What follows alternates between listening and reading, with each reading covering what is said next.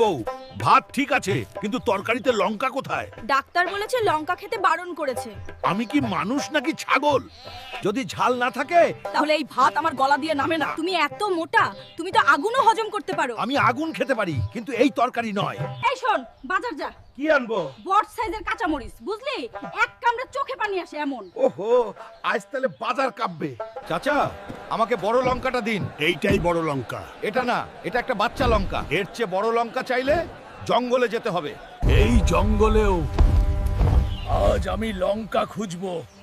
আমার স্ত্রী মশলা কম হলে আমাকে ঘুমাতে দেয় না। এই ছাগল ভাই, এটা কি বড় লঙ্কার জঙ্গল?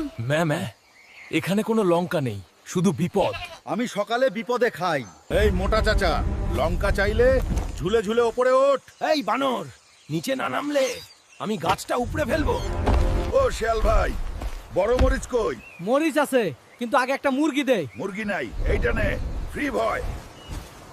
এই জঙ্গল আমার, তুই কে? আমি সেই জামাই যার বউ ঝাল না পাইলে জঙ্গলেও পাঠায়। এই মরিচ খাইছস কখনো? ও মা, এইটা বাঘের খাবার না। বাঘ পালায় কিন্তু বউয়ের ঝাল থেকে নিস্তার নেই।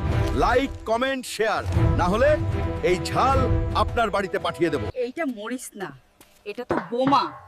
এত বড় মরিচ দিয়ে আমি কি করব? তোমার যেদিকে দরকার হয় ওদিকে কাজে লাগাও। এইবার ঝাল ঠিক আছে? ও মারে,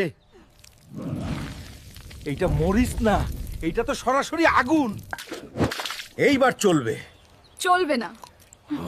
এইটা দৌড়ায়।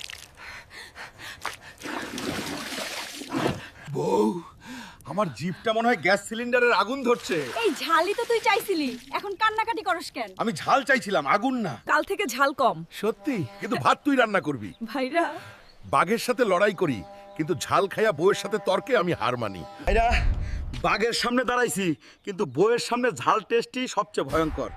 ভিডিও ঝাল লাগলে লাইক, কমেন্ট, শেয়ার দিয়া যায়েন।